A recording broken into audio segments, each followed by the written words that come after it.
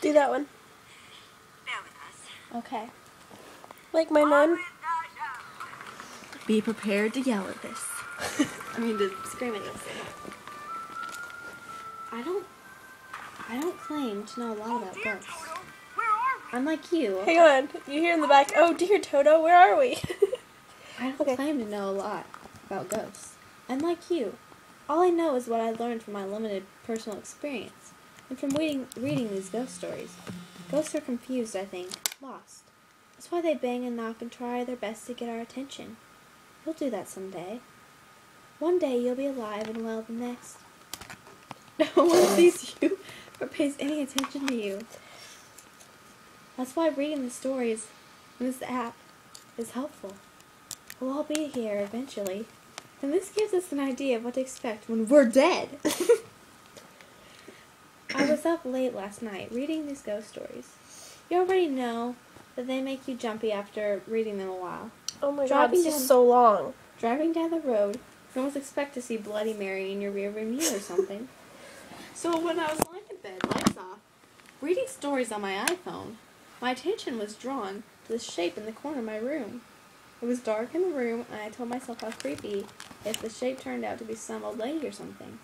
I ignored it, mostly going back to reading, but looking up from time to time, I realized it was a person. And then the horror of it hit me. My hair stood on end, and I instantly felt goosebumps all over. I didn't want to die. That's all I could think of. But this thing was going to kill me. I didn't move for the longest time. I didn't either. Our eyes were locked across the room. My heart pounded until we both jumped across the room at the same time. I raced for the door, and as it did too, trying to block me up.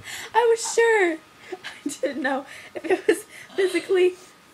if I could physically stop me from leaving, but it apparently thought it could. And I wasn't waiting around to find out.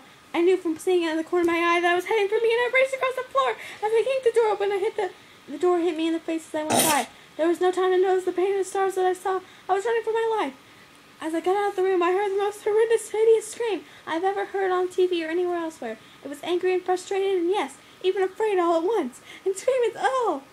I don't know why I was able to get out my bedroom door, because I was sure I couldn't get out the front door of my house. It refused to budge.